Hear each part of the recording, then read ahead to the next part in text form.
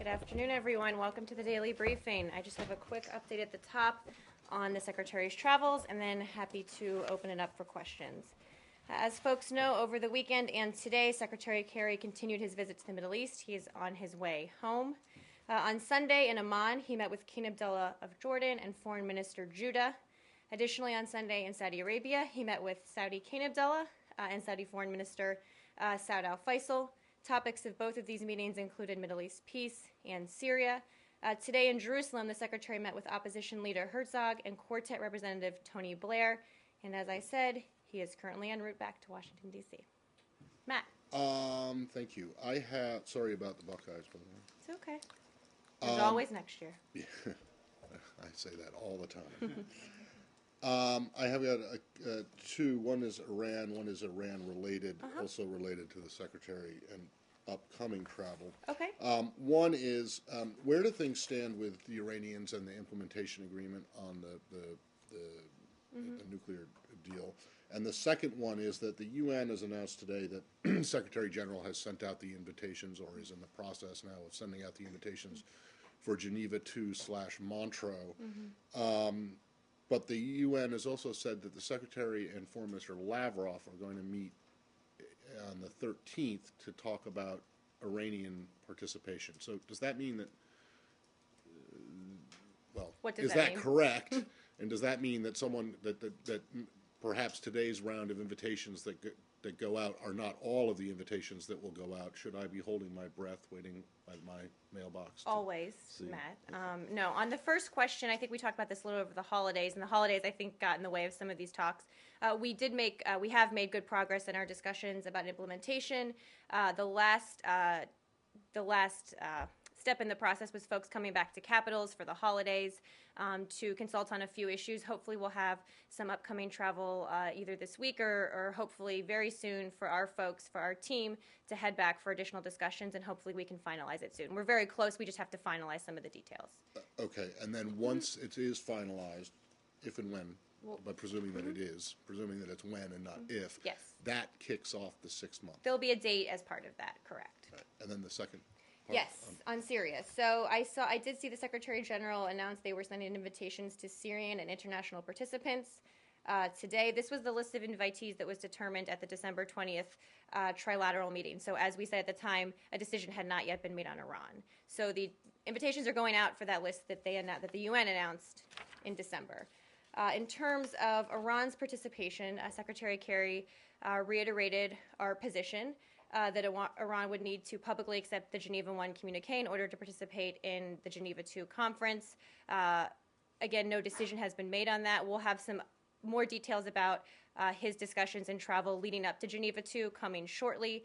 But I think it's fair to say that his discussions with the Russians will focus on Iran, but on other Geneva II prep work as well. Okay. Well, was the UN being premature in saying that they will meet on the 13th, and that no, the issue of Iran will be at least one of the things that they will? No, not to my knowledge. No. Okay. We'll just have more details. I don't think everything's finalized yet about the prep meetings that he or other folks will have with the Russians. All right. So without getting into specifics of date and venue and whatever, would you expect that whenever it is that the Secretary meets with Lavrov next, they will make a decision about Iranian participation, non-participation, observership, I don't know, whatever? Well, they don't decide on who to invite, the UN does. Well, right. So they obviously give their opinions because we're a key part of this conference and the planning for it. I'm sure it'll be a topic of discussion. I don't have a guess on when a decision might be made about Iran. Obviously, if it hasn't been made by then, it'll be a key topic of discussion. Do you know if the Saudis are in agreement to have the Iranians participate, if they do recognize the principles of Geneva I? I think you should probably ask the Saudis what their point of view is.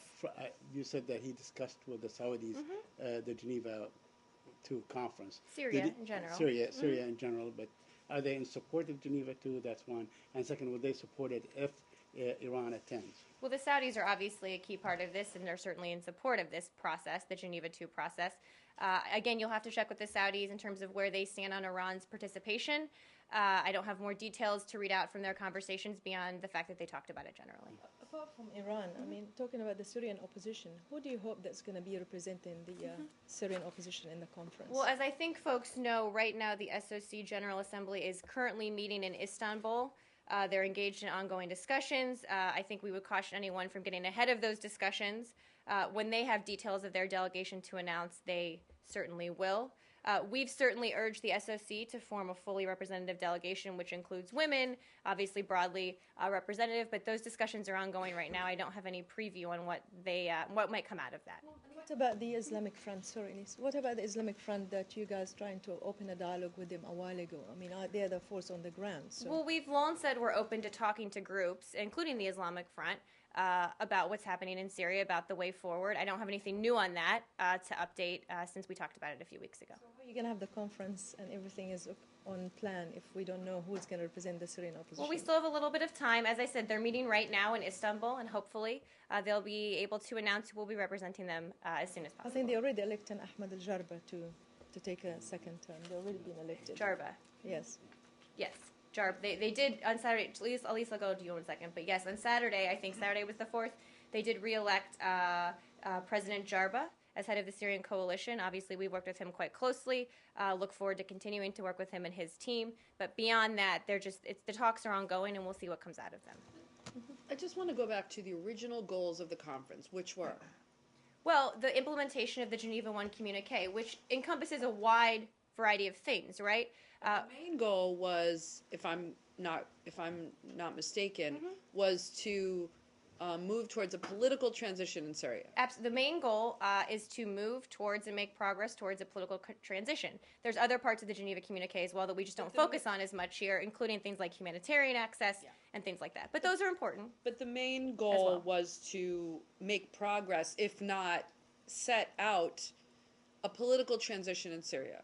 So with the situation on the ground as it is, and with, I think, even by your own public statements, an acknowledgement that the Syrian opposition is nowhere near together on any of these elements, how do you propose to have a conference on a political transition in Syria when the only strong party, it seems, that's coming to these talks are the very party that you think has absolutely no future in Syria?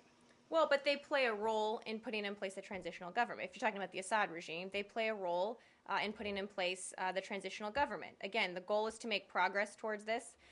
We'll see what comes out of the opposition's General Assembly meeting. They did, as I mentioned, re-elect President Jarba, and hopefully they'll announce a delegation soon. But nobody thinks this is easy.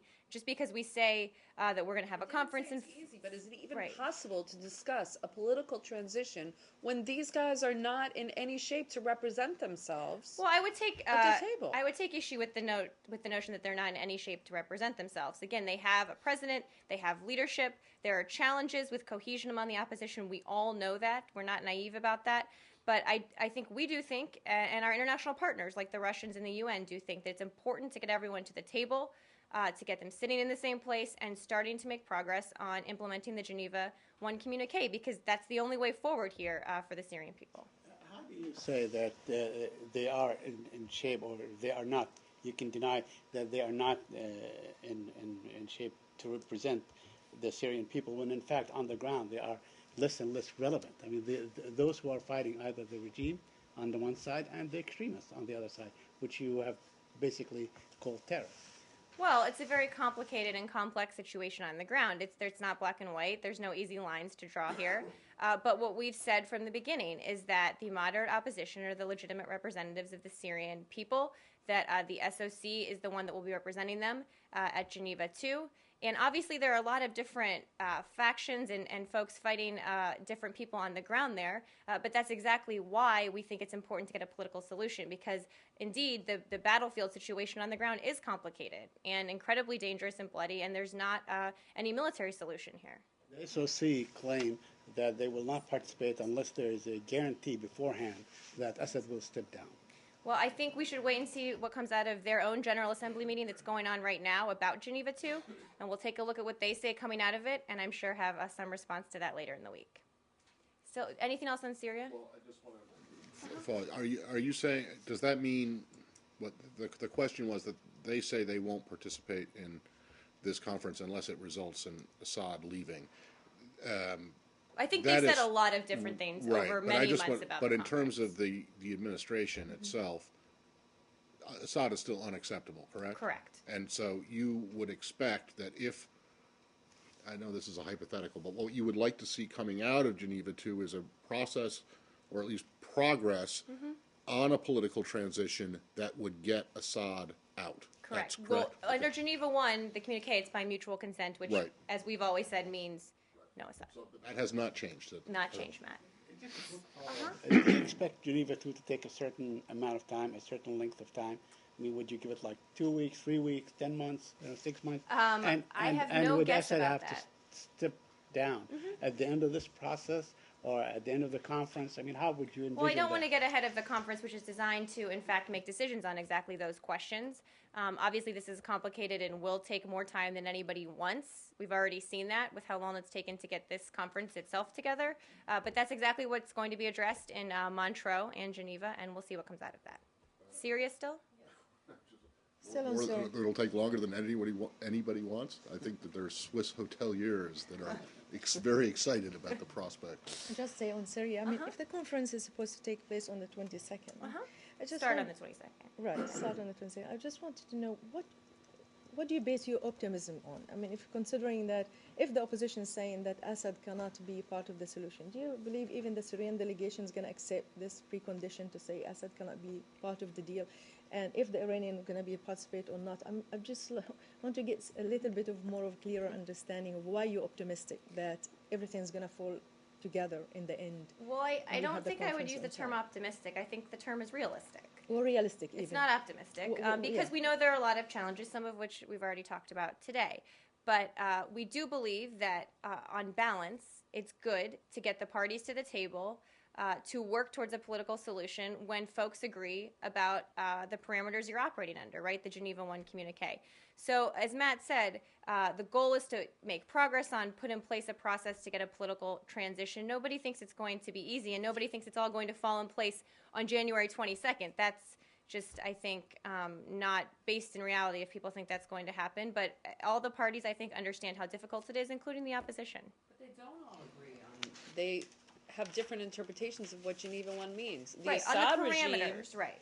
the Assad regime, and presumably the Russians and others that, if Iran comes, don't believe that Assad having to leave is a precondition Well, the for Russians, Geneva I. well, part of what Geneva II will be doing is, right, putting in place the communique, and I'm sure some of that will be melding different interpretations of what the Geneva I communique meant. But when I say parameters, I'm talking about the fact that the Russians have said, we want to come to the table operating under the Geneva I communique, which everyone signed on to at Geneva I. But, I mean, how good is a communique if it has absolutely no reality in what's going on the ground? I Well- mean, you can have a communique that says that you should be the president of Syria, but I mean, nobody on the ground. I'll sign it. But Then you'll miss my briefing. but I mean, neither the fighters on the ground, the extremists, or some of these other rebels, or the local revolutionary councils that don't seem to be really represented in the SOC, are going to recognize a political transition, even if you were to be able to come up with one. Well, the communique, it's not that it's not based in reality now. It's a forward-looking document about what the ultimate goals are. And the purpose of the conference is to make progress towards those goals. So it's not that right now, Geneva I, that's what the situation should look like on the ground. And when you're talking about each of the specific tenets that are made up of the Geneva I communique, there's a lot of different pieces to it and different people who would have responsibility for implementing them. If you talk about humanitarian access, for example, which we've talked about a lot in this room, that just depends on where we're talking about, who's in control of what routes, who can help secure that. So it's not just one blanket statement that this isn't going to work. It's that there are different parts to this, different people have different responsibilities, and we need to get the parties to the table to make progress in all of those areas. Now, it's really hard to do. Nobody's, again, I keep saying this, but nobody's naive about the challenges here. And that's why we're going there on the 22nd. We'll work to see if we can make progress and go from there. Just really briefly, the Geneva Accord, the Geneva Communique, is now about 18 months old. And I don't think that you can argue that the situation on the ground has not changed significantly since it was. Do you see, or does the administration see, or you're not in a position to say, whether the Geneva, the communique needs to be revisited?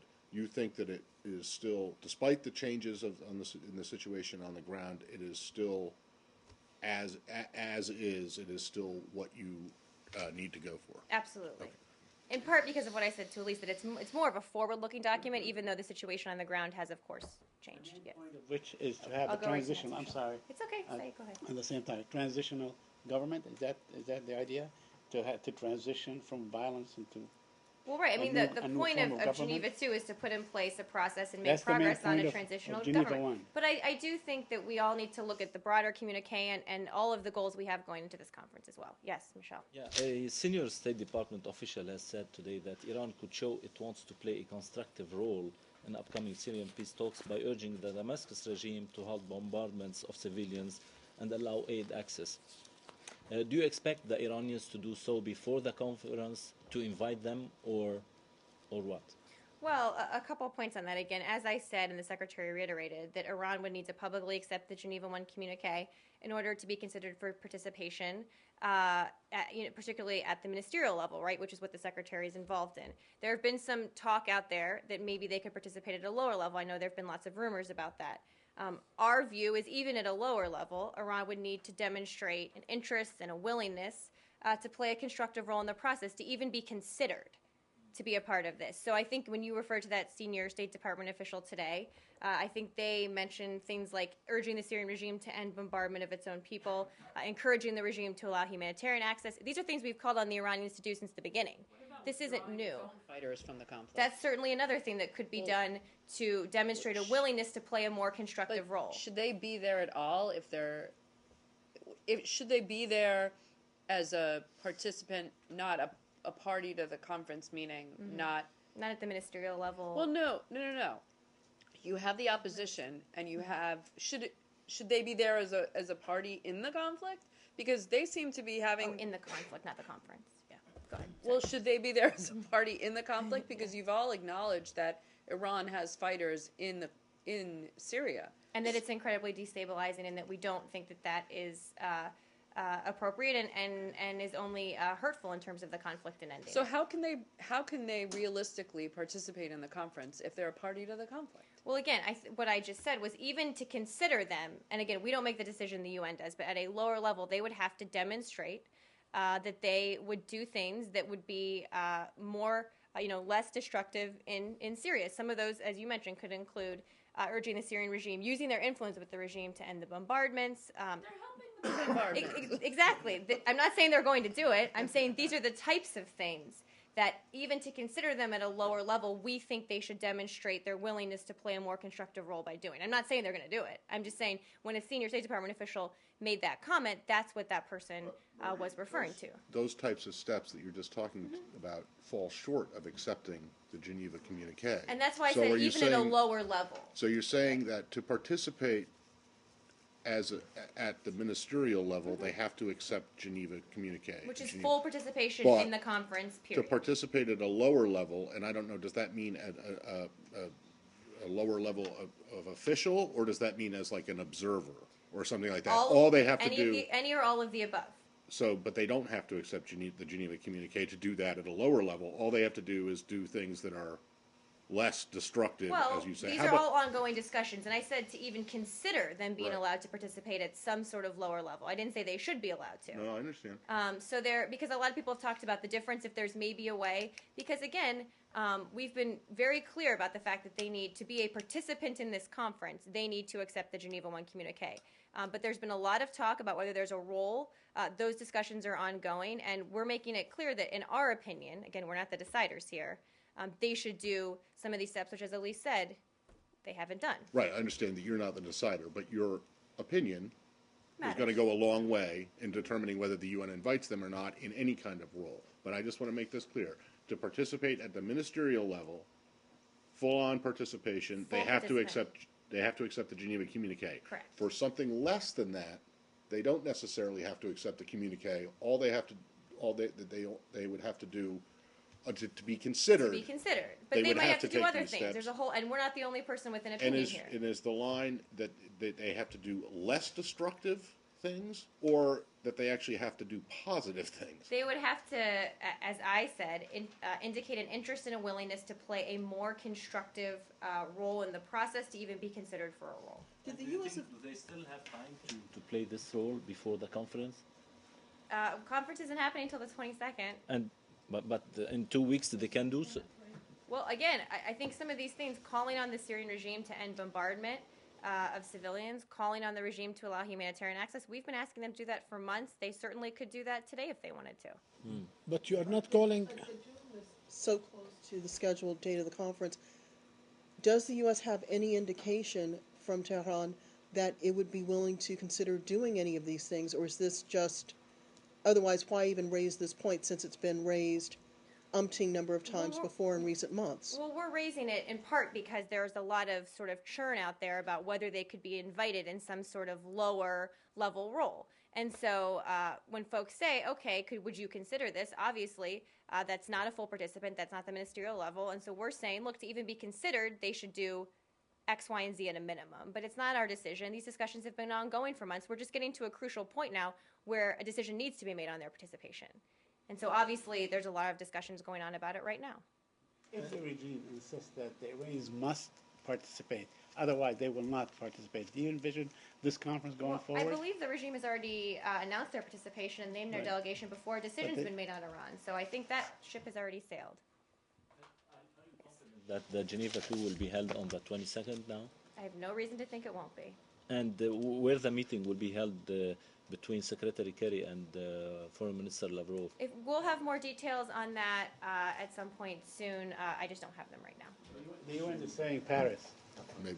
I'm sorry, but UN sources say it will be in Paris. Can you I'm not confirm sure that? about that. I think there might be something in Paris, might be something somewhere else. I'm happy to get, I just don't have all the details on travel yet. Nothing to announce at this point. I know it's been out there though. So we'll get you as many as soon as possible. Maria, just to follow up on the humanitarian issues in Syria, you are aware that Yarmouk refugee camp has been under siege and there are children and elderly people who have been starving to death. There's horrifying pictures of people starving to death actually. Is the U.S. doing anything to exercise some kind of pressure on the UN organizations, on the UN Security Council, even to allow certain access to the camp or providing food and medicine? I can check on that. I'm not familiar with all the details about our interactions with the camp or how humanitarian access gets in there. Obviously, so I can check with our folks and see if there's an update. Obviously, broadly speaking, we've repeatedly called on the regime and asked the Russians and others who have influence with the regime to allow humanitarian access to places they control. So obviously, it's UN and international organizations have a really tough challenge here. They're operating in the middle of a civil war, a very dangerous war zone. That's why we've asked people who do have influence, and I just mentioned that with Iran, but others, to help prod the regime to let us get more aid in. Before we move on, I want to. This just happened, so I just want to put it on your radar now, which is that the FBI has said that it's made an arrest in the. You're already aware of it. In what? San Francisco. In San Francisco. Consulate. I had heard a rumor about that. I think they'll be doing a press conference on this. All right. Maybe You don't have anything to say. I don't know. Do you expect that you will? I don't know. Maybe. They do have the lead on this. I just heard a rumor about this. Yeah. Do you have any reaction to the clashes between the FSA and the ISIS in Syria? Well, we're certainly aware of the reports. I would note that these reports state that battles started as the Syrian people sort of rising up and rejecting ISIL. And you know, obviously, our longstanding policy on ISIL. I think in terms of what's actually happening on the ground, it's a very fluid situation. We're still gathering all the facts about what's actually happening, and right now don't have more of a battlefield analysis for you on that situation. Anything else on Syria? India. The U.S. changed its stance from treating the case as that of an absconding maid to that of a trafficking offense and fraud. We are saying it on the basis of a bunch of emails that Times now has in its possession. And the dates don't match also. Like the OFM deputy director said that the State Department has terminated the maid services and then she was asked to leave 30 days from that termination, and so she should have left on July 22nd. But then I was told a few weeks ago by a senior State Department official that She had complained on July 9th. And so where do we stand today? Like, Well, in general, there's nothing new to report on this case. As I've said repeatedly, we're focused on moving the relationship forward and letting the process play out. I'm aware of those press reports. As I've also said repeatedly, the State Department's been in regular contact with the government of India on this issue. Don't have more further comment for you on diplomatic communications. But suffice to say, what we're focused on now is moving this forward, getting some resolution, and focusing on the relationship. okay, on that, today the Vikram Doraiswamy, Joint Secretary Americas, had a meeting with the U.S. Ambassador Nancy Powell at South Block in Delhi, and he said no business as usual. And it seems he also said that it is your process and you are to sort it out. And so the Delhi is putting its foot down. So what is you are saying that we are concentrating on moving forward, and they are saying no business as usual. So where do we stand today? Well, we stand where I just stood 30 seconds ago, that what we're focused on is when the Indian government has issues and wants to raise them with us, we discuss those in diplomatic channels because we know this has been a sensitive issue. But moving forward, we're focused on the relationship. Again, nothing new to report today. And, I'm not going to sort of do an analysis of every public comment that someone makes. We're focused on overall how closely we work together and where we go from here. This is not a public comment. It is with the U.S. ambassador. It's a private comment? It's If it's not a public comment, then it's a private comment. And as you know, I don't comment on private diplomatic communications. okay. And the last one is about the Pakistanis are supporting the Indian stand, and the Pakistani vice. Yeah. Go ahead and finish. The Pakistani High Commissioner said that Vienna Convention ought to be respected in letter and spirit by everybody, and he's supporting it. So, do you think that the Vienna Convention was violated in this case? No, we don't, and I've said that from the beginning. But again, what we're focused on isn't going back over and relitigating this case publicly. What we're focused on is taking the relationship forward and letting the judicial and legal process play itself out. Despite these comments that this gentleman mentioned, have there been any incidents of the Indians halting cooperation with the U.S. on any programs or, even if they say it's not business as usual, do you consider it to not be? to my knowledge, not to my knowledge, no. Just follow.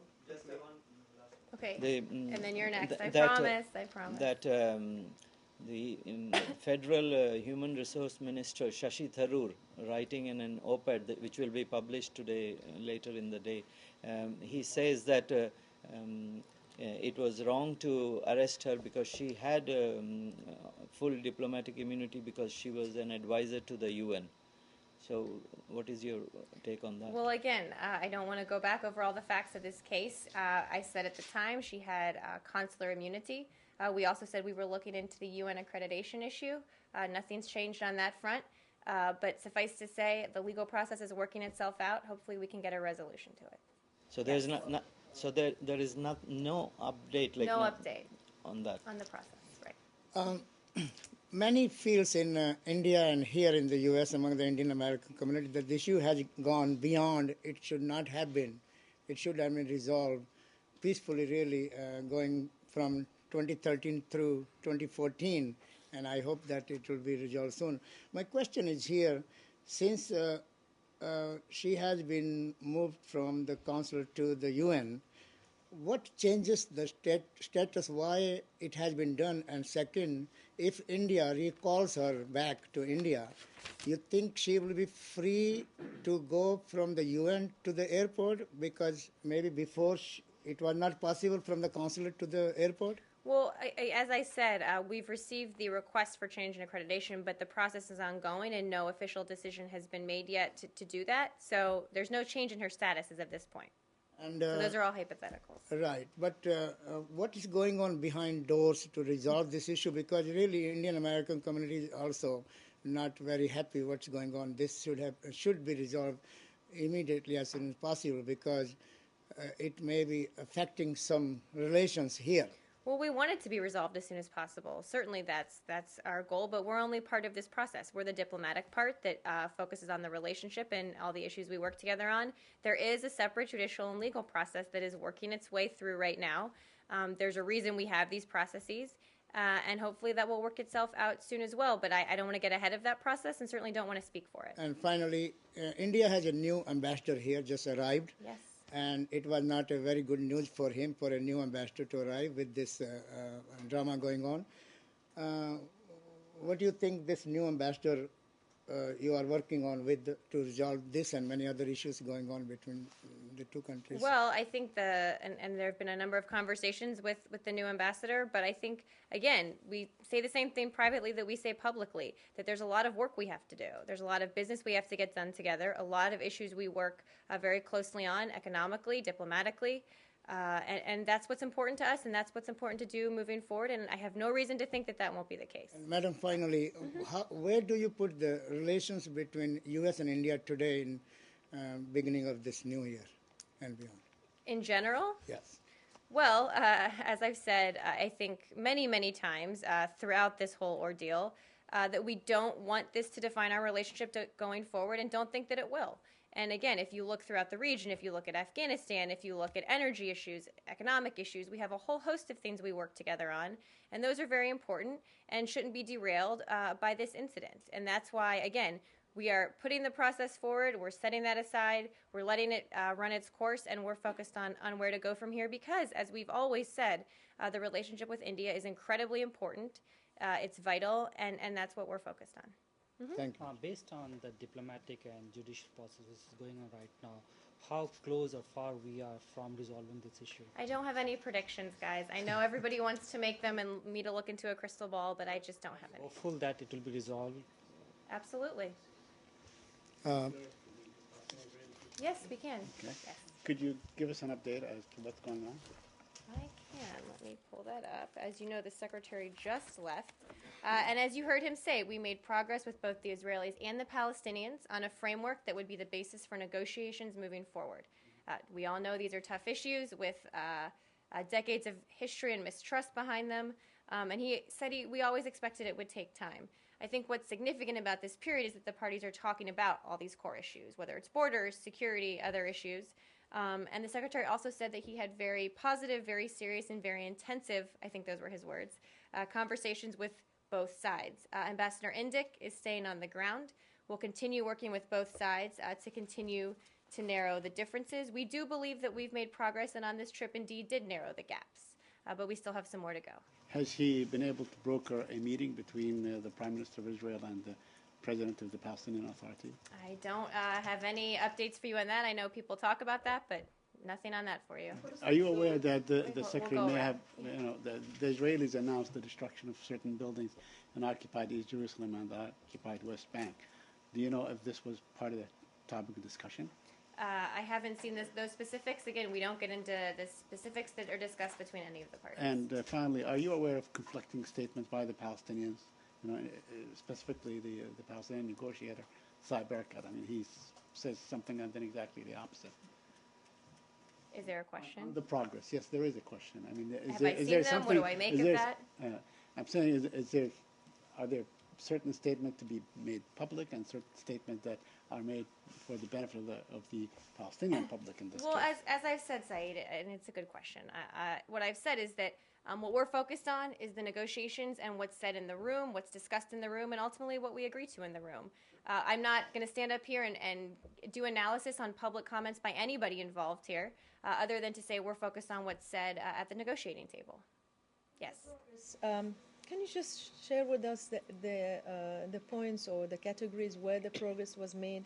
I know it's a general thing to say we made some progress, but are we talking about certain issues? Because, again, we're hearing conflicting reports coming from the region that actually there was no agreement on any of the issues that have been Well, I didn't say there was made. agreement. I said we narrowed the gaps, but there are still some more gaps that remain, and we're not going to go into details about where those gaps do remain because we think it would not be helpful to the process.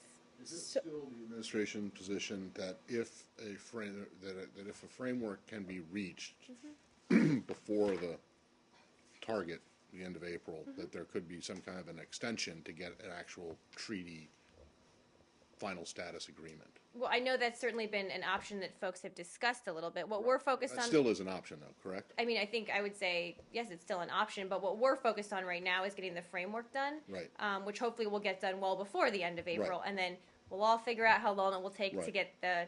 Okay. Well, Yeah. the reason that I'm asking is because of because I think as part of some of the comments that Arakat made that Saeed was talking about in this interview that was published on Friday, in which he said that the agreement that the Palestinians signed up for says nothing about going beyond the 9-month target date, and there won't be not even 1 minute, and there won't be anything after that.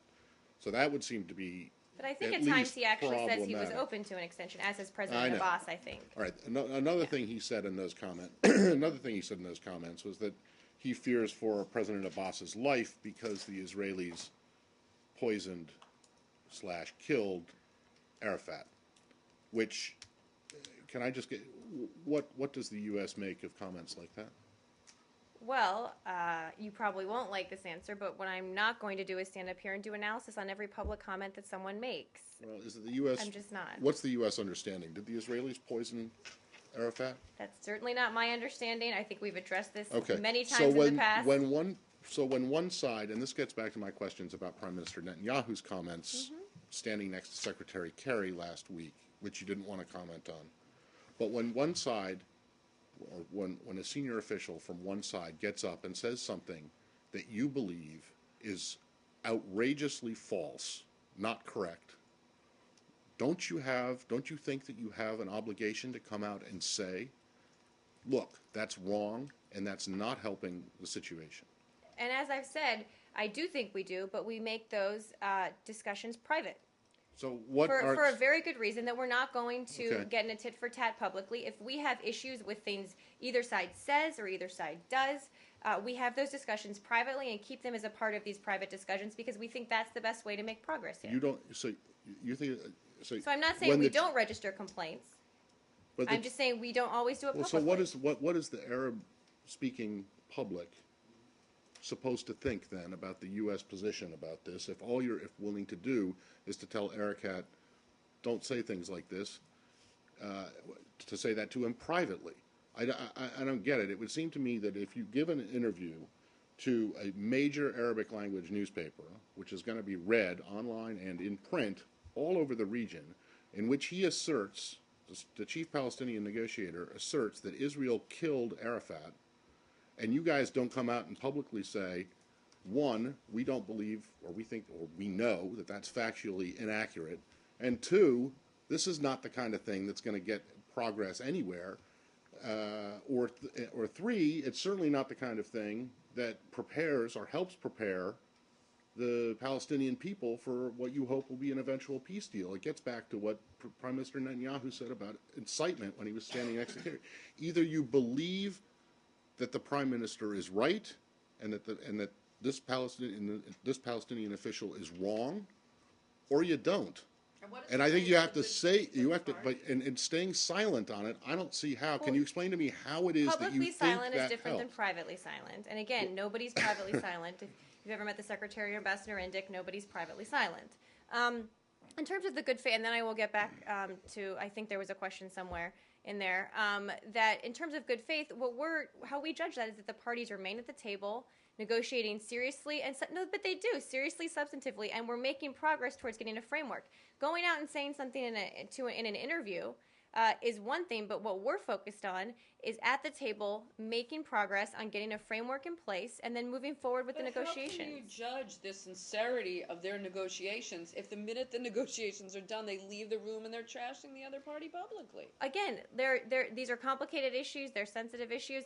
I'm not going to do an analysis of what everyone says publicly. We're focused on what the parties do at the table. Okay, so don't analyze everyone, but let's talk about a pattern on each side of sitting next to Secretary Kerry and telling him very nice things and making progress on all these issues, and then the minute they leave the room, they completely trash both the process there's a long history and the other party. There's a long history of mistrust on both sides. Which is the real Israeli and which is the real Palestinian? The one that's I think that's a sitting much bigger across- question, at least, than we can address at this podium. Honestly, I do.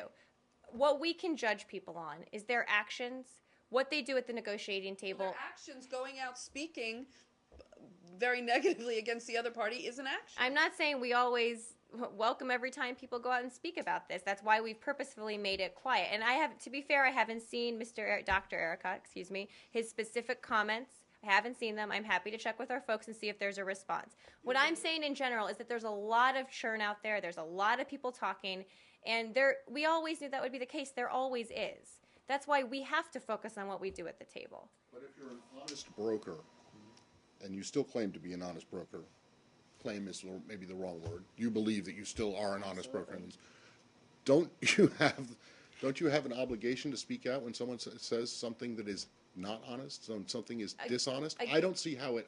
Again, I haven't seen those specific comments. Well, I can pull them up and read them to you. But he says that he's worried about President Abbas's life because the Israelis killed Arafat. Which I just don't understand why you think that it would be. I'm not saying I'm not going to have a response to that. I quite frankly just hadn't seen it. I'm not saying I don't want to respond to that. What I'm saying is that broadly speaking, sometimes we register complaints privately because we think it's more effective to do it that way, and sometimes we come out publicly and say things as well. Okay, but there's also a difference between commenting when the secretary's there on the ground having meetings than when he's not. There's obviously a delicate dance we're all doing here. Right, I understand. And I know you understand that. But it seems to me that, like, when the Israelis announce new settlements, you come out and publicly say you think it's a bad idea. And I don't understand why it is when the Palestinians say something that's inflammatory. Well, it's just not a one-to-one comparison. Well, it's not. You're right, because different. that's right, because the settlements actually changed something on the ground, and the Palestinian comments, while they might be offensive to the Israelis and might be offensive to others, they don't actually change the situation on the ground. Which is an argument for not always commenting on every public comment. Well, but the point that because the point that Prime Minister Netanyahu made is that the Palestinians are not, the leadership is not preparing the Palestinian people for an eventual peace deal, and these kind of comments would not seem to be helpful in preparing. Again, I'll take a look at these specific comments. We're moving on from this. Yes. But on the process. So apparently, the Foreign Minister Lieberman has opened a sidetrack with Palestinian senior officials about the peace process. Apparently, according to news reports, that Secretary Kerry is aware of them. Can you share with us if he is aware of them? That will include the transfer of, we're talking about the 6.8 in terms of land transfer with the 67 border. That he talks about moving people from inside Israel proper to the new Palestinian. I haven't seen those reports. What we're focused on is the negotiations that the Secretary and Ambassador Indyk are leading between the two sides. I refer you to Foreign Minister Lieberman for his activities, but we have a process in place, and that's what we're working on. Obviously, they were including that, concluding rather, that Secretary Kerry is aware of these negotiations. I will check with the team and see if I have anything for you on that. If you, is it I don't even want to venture to guess about details of something. I don't even know if it's true. To know if it would not be helpful. We think the process that we have in place, that we're a part of, certainly that the two parties have come together in, is the way to move forward here. Is the Secretary having a good working relationship with the Foreign Minister Lieberman, as let's say opposed to the former Secretary of State, who apparently shut out Mr. Lieberman completely? Well, I have no reason to believe that the Secretary does not have a good relationship with the new, not new anymore, recently new, Foreign Minister Lieberman. Did he meet with him on this trip? I can check and see if they did. I know he has in the past. Just a quick clarification. Based on the emails that are in possession of Times Now, can you confirm that there was a change in stand of the U.S. From deporting the maid to bringing her family here and arresting the diplomat? As I told you, I'm not going to comment on private diplomatic correspondence or do analysis of it or give any further comments on it. And it's no more private. It's the media has it. Well, it actually is still private, technically. So I don't have any comment on it. Okay. Yes. The situation in Iraq is getting completely out of control. The government forces are prepared to assault Fallujah as we speak now, and there is talk that the U.S. may be relenting on the issue of drones to assist the Iraqi government with drones and targeting the Al-Qaeda in Iraq, which is Daesh. And, could you comment on all? Well, yeah, let me just give you a couple quick updates on Iraq. It will, I think, answer some of your questions, and I'm sure there are many more. Obviously, we're continuing to follow events in Anbar province very closely. We would note that a number of tribal leaders in Iraq have declared an open revolt against ISIL. Iraqi tribes with support from Iraqi security forces continue to successfully confront ISIL fighters in and around the city of Ramadi and to prepare to confront extremists in the city of Fallujah. As you mentioned, they have had some success, early success along these lines in Ramadi in repelling some of the extremists. Yesterday, I think the White House provided a readout of a call between Deputy National Security Advisor Tony Blinken and Iraqi National Security Advisor Fayyad. Just a couple quick words about some of the things we're providing them. Obviously, we have an ongoing close partnership on counterterrorism issues, are absolutely standing by them to help them in this fight. We are continuing to accelerate our foreign military deliveries, our FMS deliveries, to Iraq, are looking to provide an additional shipment of Hellfire missiles as early as this spring. These missiles are only one small element of a holistic strategy here, but they've proven effective at denying ISIL safe haven zones it sought to establish in western Iraq. This is on top of the 75 Hellfires we delivered in December. In addition to these, we will also be providing 10 Scan Eagle surveillance UAVs in the upcoming weeks and 48 Raven surveillance UAVs later this year. So these are, for lack of a better term, surveillance drones. These will help the Iraqis track terrorist elements who are operating within the countries. We also obviously have a bunch of other things we're providing to them, but we're also continuing to advise and assist the Iraqis in developing strategies with the understanding that security operations only work in the long term if used with political initiatives and outreach to all of Iraq's political leaders. That's kind of where things stand, but I'm sure you have many follow-ups. Okay, but yeah, very quick follow-up. These you said UAVs, but you have anything on drones that the U.S. Are you talking about armed drones? Yeah, Because these are surveillance drones. UAVs are, for lack of a better term, drones. I understand it's unmanned. Colloquially speaking. Yes, I understand. But much as we have seen, let's say in Yemen or Pakistan, where drones can't target terrorist camps or terrorist individuals and so on, there's talk that the U.S. may be taking that step in Iraq. Would that something that the Secretary would support, for instance? Well, each country is very different. Fighting terrorists, each place is very different. I know there's been a lot of rumors out there about this. Like I said, people tend to focus on one type of assistance or another, but what we're really focused on is providing assistance, working with the Iraqis to continue building their capacity. Indeed, because this is a fight that they are going to have. And that they're having right now, and we are certainly standing by to support them. But certainly, after so much investment in Iraq and so on, why not use such methods if they have proven to be effective in the past? Saeed, because you said I think we should stop focusing on this because I've repeatedly answered that every country is different and that we're not providing these. Okay. The Secretary was rather emphatic in saying that U.S. forces would not be going back in to help the Iraqi government because there is no status of forces agreement that would allow any such deployment. For a whole host of reasons. Right. Is he making this comment because of domestic political pressure for the U.S. to do something about Iraq, or was he making these comments because of any behind-the-scenes overtures from Maliki's government about the need for robust assistance beyond what's already spelled out in the SFA? I think he was making them, quite frankly, in response to a question. I don't think there's any sort of backstory behind what led him to make these comments. I think he was making the point that what we're seeing in Iraq is really, long-standing sectarian tensions that we all are very familiar with, and they're being exploited, quite frankly, by terrorists operating in Syria. These are the same groups. These are the same folks that are operating across the border. So obviously there's no long-term counterterrorism strategy that involves U.S. troops in Iraq. This is when we left Iraq at the end of 2011, Iraq had an opportunity, and they still have an opportunity, to move away from violence, to choose their future. As they do, we will be a partner with them. But I think he was, quite frankly, just answering a question, a factual question about whether or not that's under consideration. And when you talk about sectarian tensions, are you talking about community versus community, Sunni versus Shia, or are you talking about the political tensions that many have accused the Maliki government of aggravating in order to remain in power? Well, I'd say all of the above. It's not black and white. It's not as easy as just saying A versus B. There's a lot of different groups, different factions, different parties on the ground. It's very complicated, and that's why we've said we're encouraging moderates within all of these different groups to step up as we've seen them do in the past. take control of Iraq's future. As they do, we will stand by them and help them in this fight, certainly. But it's up to them to make these choices. What about encouraging the government to end its heavy-handed tactics against Sunnis, which seem to be fueling a lot of these sectarian tensions, which these extremists from Al-Qaeda are exploiting?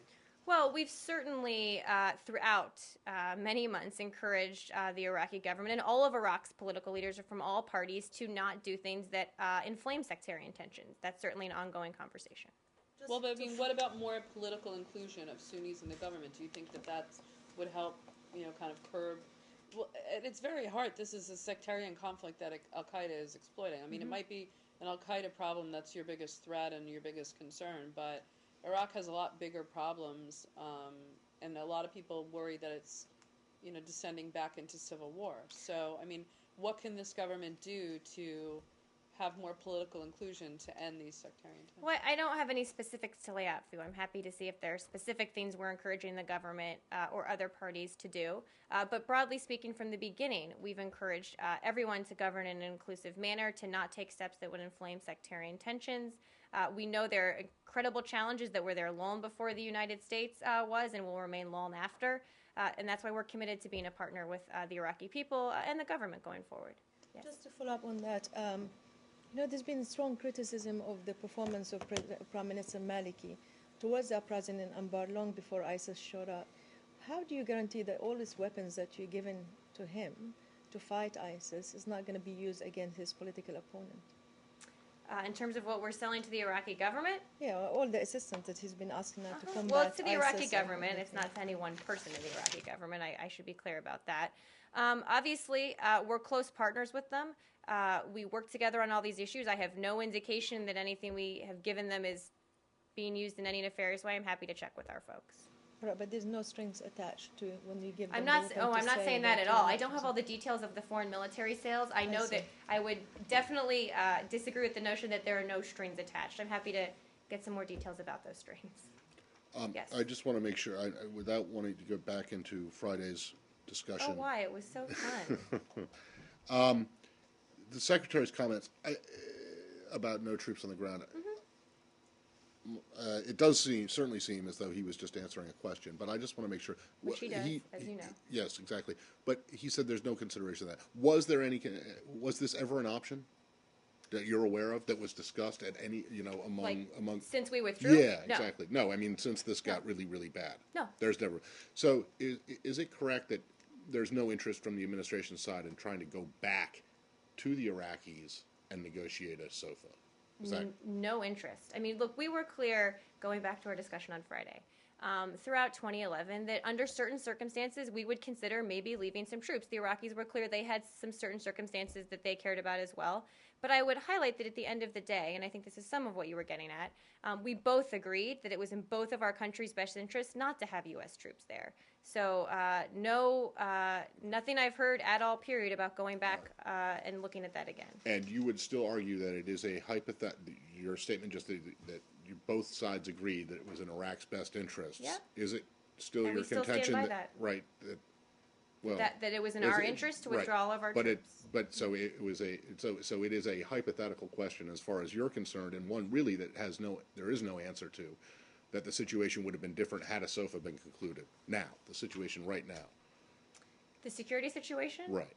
Well, there's no way to know. But I would make a few points. We have some historical points to point to. When we had 160,000 troops in the country, it didn't negate sectarian tensions. It didn't negate terrorist violence. Certainly, so I think that's point A. When we had 160,000 troops in Iraq, the border with Syria was still incredibly porous. There were still terrorists going back and forth on both sides. So I do think we have some historical precedent to point to here. And ultimately, we can't impose outcomes here, right? So there's no long-term CT strategy that says, okay, if we maybe had folks there today, we could have limited success. But for what, 10 years, 20 years, 30 years? Where does it end? That's not a long-term solution. The long-term solution. I don't know. 30 years is pretty good. No? The long-term solution. Hell, 10 years would be nice, right? The less than 3. The long-term solution wasn't to keep American troops there. It was to give the Iraqis the opportunity and help them build their capabilities to fight this fight themselves. Okay, so all right, that's it. Yep. Despite the current volatility, I mean, the country is about to break up. You know, You always have no, such but that's like exactly what is skies happening. falling predictions It is about the world, Saeed. for the Iraqis. It probably is. Well, You know, I just I mean, the North is about to break up. The South is the same way. I think you're our most no, I'm pessimistic saying that reporter. perhaps the time warrants, reconsideration of a new SOFA. Don't you think? No, well, there's no discussion of that underway. But let's all take a step back. We don't define as I said on Friday with Matt, we don't define a relationship based on boots on the ground. We have an incredibly broad partnership. Just because there's not a SOFA in place and there aren't troops on the ground doesn't mean we're not actively working to help them fight Al-Qaeda today. In fact, the opposite's true. And it's not in our interest to have troops there litigating their internal sectarian strife and terrorist activity. What is in our interest is to engage diplomatically with assistance, like I talked about, to help them fight this fight and build their capability. That's exactly what we're doing right now. Anything else on Iraq? One more, and then you can change the topic. Yeah. Do you have any conversations you can tell us about? I think Secretary Kerry is supposed to be making calls on Middle East peace from the plane, but has he spoken with Maliki or talked to anybody about this? I have a couple. I can give you an update on some of the secretary's calls, but today Ambassador Beecroft in Baghdad met with National Security Advisor Fayyad, who of course Tony Blinken spoke with yesterday. He also spoke with Foreign Minister Zabari, I think, on the phone today. So folks on the ground are very engaged. Sorry, who did? Beecroft? Ambassador Beecroft, yes. The secretary, I don't believe, has made any calls to Iraqis today. He did, just to note, speak with South Sudan President Kiir not too long ago, and has made a smattering of other calls on Middle East peace as well. On the plane that he talked to I don't know if he was refueling or on the plane technically, Okay, cool. en route back to Washington. Sorry, a smattering? Yes, a few. How would you define smattering? I don't know. My dictionary. No. I just want to know a smattering. A group? Who is among the smatterees? The Arab League Secretary General, the UAE, and the Qatari foreign ministers. And if there are others to share, I'm happy to. Okay, and that was on Middle East peace or Syria? I can get. I don't have full readouts of the calls. I think both topics were probably going to be Okay, discussed. so if you agree, countless is not 10, but I smattering will is look up 2. smattering. Smattering I can said be 2. 3. That was a grouping. Sorry, I thought you said 2. Arab League Secretary General and the UAE and the Qatari foreign okay. ministers. And he called Kiir. Well, we can look up what. And He called South Sudan President Kiir right before I came out. I promised he got to change topics, and then you can change the topic after he does. Yes. Thank you very much. Happy I don't know, fun you are release. interested in this issue in Korean Peninsula. Dennis Rodman. Are you asking about Dennis Rodman? Yeah, this is going to be the last question. I'm just Yes. kidding. Go ahead. Yeah, South Korean foreign minister has already arrived in this town. And the director Cho Tae-yong, who is in charge of the Korean Peninsula issue, met Special Representative Davis today. Yeah, first of all, they're talking about North Korean issues. So what exactly the main agenda on this meeting? And they still have a gap between U.S. and North Korea and China as well. So what is the meeting today? Well, I don't have a readout of that meeting. I'm happy to get one and see if we can share it later today or tomorrow. I know he'll be having a bilateral with the secretary. I think tomorrow is the 7th. Yeah, yes, tomorrow. Yeah. And we will have a readout of that as well. And I know the U.S. position has not changed, but if these 6 countries is going to start this talk, what exact condition the U.S. need for restart?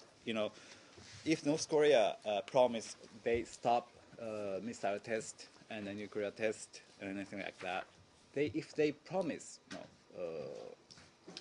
is that enough? Or the promise and the concrete action, is it different? As we've always said, the onus is on North Korea to take meaningful actions towards denuclearization and refrain from provocations. I'm not going to further detail what those mean.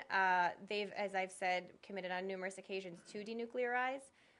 We're ready and committed to authentic and credible talks on this issue if they do take some steps, but I'm not going to further detail them.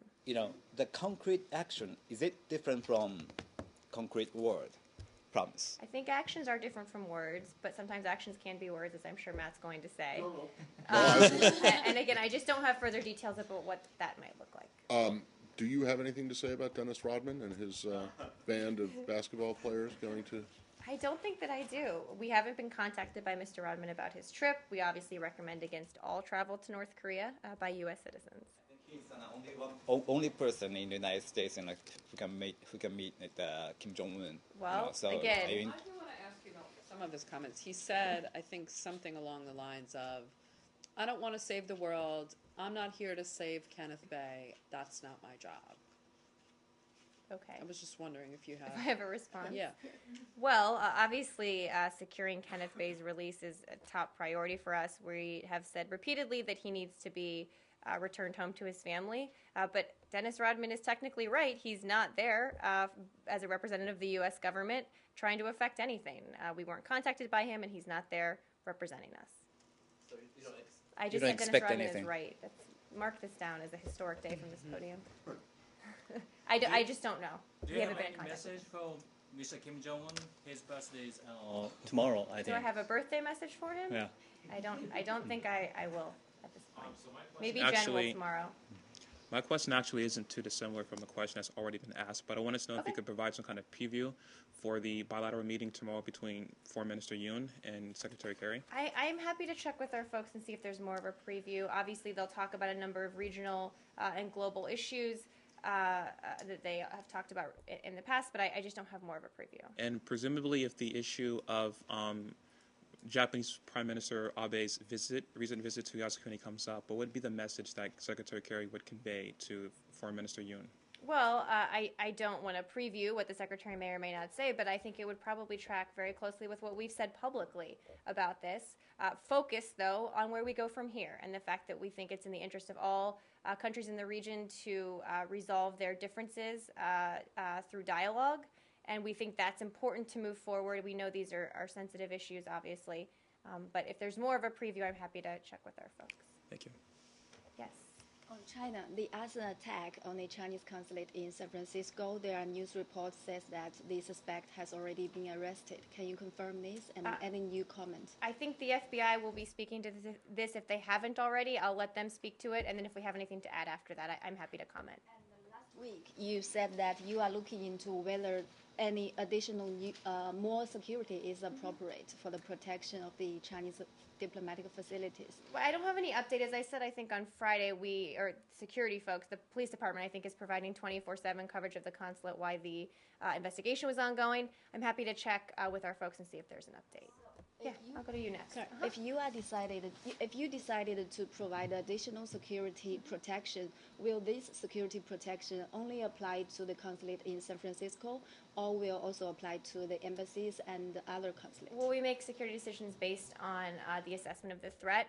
Again, I would refer you to the FBI. I don't actually know what's coming out of sort of who was or wasn't arrested and what the situation is in terms of the investigation. I'm sure we'll know more in the next few hours on this. And last question. And then you get to follow up, yes. Okay. How about the repair cost of this consulate in San Francisco? Will the U.S. government cover this repair cost? That's a good question. I don't know the answer. I'm happy to look into who is going to bear the cost. I just don't know. Yes. Given there were already several attacks on the Chinese consulate in U.S. in the past, the Ambassador Trey also showed his concern last week and saying that he wants to see more action or investigation results from the U.S. side to ensure the security of the Chinese consulate. What's your response to that? Well, we're certainly, the U.S. government writ large is required to take all steps to protect foreign diplomatic missions and their personnel, all appropriate steps. Our diplomatic security here works closely with the U.S. Secret Service Foreign Missions Branch in Washington, D.C., and then throughout the country with local police departments to ensure that law enforcement, as appropriate, protection is provided. We obviously make decisions based on a case-by-case basis, and if there are concerns or additional threats, we always are happy to weigh in terms of whether there should be additional security. That's case-by-case, both by mission, i.e. Houston, San Francisco, New York, Chicago, or by country? I think both. Both. Yeah. Yes, Scott. And then I'm coming What back sort of readout can you give us on the Salva Kiir call? I do not have it literally happened, I think, right before I came out here. I know that it was a fairly lengthy call. I'm happy to check in when I get off the podium and see a quick South Sudan update in case folks are interested. Special Envoy Booth is in Ethiopia today to support the talks between the two parties, as he has been.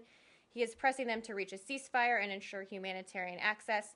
As Secretary Kerry said on Sunday, these negotiations need to be serious and both sides need to listen to the region and the international community because, of course, getting to the table is progress, but we also need a halt to the fighting on the ground. As I said, Ambassador Booth is very deeply engaged with this, and if I have more of a readout, I'm happy to provide it. One of the issues here is the people who are detained in Juba. Yes. Is it the view of the United States government that these are alleged coup plotters who should face justice, or they're members of the Riek Machar delegation who should be freed to go to Addis? The latter. We do believe that to be meaningful and productive, senior SPLM members currently detained in Juba need to be present for discussions on political issues which are happening in Addis. To help move these talks forward, we urge the government of South Sudan to uphold its commitments and release political detainees immediately. Presumably the Secretary discussed that in his call. I would definitely assume so. Again, I'm happy to get a readout. It happened right before I came out. So, quite apart from the call, though, it appears that both sides in this situation are preparing for major new fighting. Oh, Major Noof, I thought you were going to say preparing for negotiations. No, it looks like as these talks are trying to get underway, that they're both are building up for some kind of, for some new violence. So I'm just wondering what you have to say about that. Well, I don't have a recent battlefield assessment. Obviously, we've said, I'm just not sure what the situation is in terms of what you just asked about. What we've said is that we don't believe this dispute can be resolved through violence, and that they need to work towards getting these negotiations up and running. The group organizing them, IGAD, announced when we echoed on Saturday that the parties were at the table. They're now negotiating the modalities of how these talks will move forward. But they need to move forward quickly because this can't be solved through violence. And we said that there are consequences to this violence, certainly, both in terms of U.S. support and how the relationship looks like going forward. When you say you don't believe this can be solved through violence, that's the same as saying you don't believe there's a military solution to. They're similar. Right? Yeah. So just. Well, not entirely. When you do. So there is. No. There is a military. What was the historically speaking? Can you recall? Well, I don't know. I wasn't going to ask anything. I just wanted to, because the phrasing was somewhat differently. I just wanted to. They're different situations. I understand that, but you don't believe there's a military solution to either. Right. No. Okay. So off the top of your head, then, when was the last time the United States thought that there was a military solution to a conflict? Do you know? When they went into Iraq and Afghanistan, it was only after 10 years that they realized that there wasn't. I haven't. I'm I have a serious refer you question. to my. Though now it's serious. Okay, thank you for clarifying. Well, no, that was more just kind of rhetorical because I kidding. can't. I mean, it seems like since World War II, there hasn't been a conflict. We certainly believe, broadly speaking, that it's better to resolve conflicts through nonviolent means. Yes. Definitely, yes. On Friday. When you win. Right, since World War II. On Friday, the Secretary put out a statement talking about the National Day of a country in Southeast Asia that you used to insist on referring to as Burma. But this statement, both in the title and in the text, called this country Myanmar. So have you decided to change your the nomenclature as it relates to this country? Well, it continues to be U.S. government policy to refer to the country as Burma, but as you are aware, I think, in certain settings, U.S. government officials refer to the country as Myanmar as a diplomatic courtesy. I think you saw when the president and the visits. Sometimes we do use it. Obviously, I think a National Day statement falls under that category. Okay. But the president was actually there on the ground in this country when he said it. And when you wish someone happy birthday, it's diplomatic courtesy. Okay, so this does not reflect a decision by the administration to start continues calling to be it. U.S. government policy, but again, in some diplomatic. Sorry, Burma continues to. Yes, be US. yes. But you are still going to use it also as Burma. It's yes, as I just said, it's official government policy to refer to the country as Burma, but in some diplomatic settings, as a courtesy, we use Myanmar. But isn't this confusion really? I don't think there's a confusion. I think it's pretty clear. Elise, did you have something? Oh, go ahead. On Bangladesh, following up your statement you issued early this morning, yes. You have called for fresh elections in Bangladesh. Do you think the new government formed after this election, which you say is not credible and free and fair, is a legitimate government? Are you planning to work with a new government? Well, we've been very clear about our strong concerns about this election and what we think the way forward should be. We believe Bangladesh still has an opportunity to demonstrate its commitment to democracy by organizing free and fair elections that are credible in the eyes of the Bangladeshi people. We did note that we were disappointed by the recent parliamentary elections, especially because so many of the seats were uncontested or only had token opposition. Obviously, we believe going forward things should be done very differently. Was there any, just to follow, sorry, any U.S. observers there? There were to not. testify or to? There were not. And what do you think in Bangladesh? Because this is the first time in many years that when, as far as democratic elections in Bangladesh is concerned, violence and demonstrations and all those kind of took place because of past revenge between the two parties and groups and all so forth. So what is the future you think now?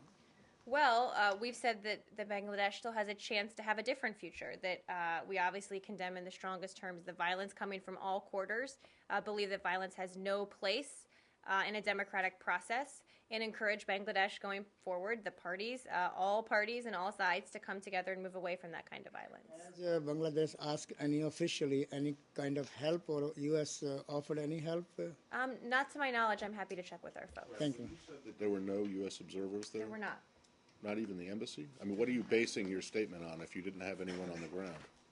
Let me see. I don't believe there were any observers. Let me double check on that. Well, how do you know then that it was a bad Well, election? I think when we say observers, that's people like at polling stations.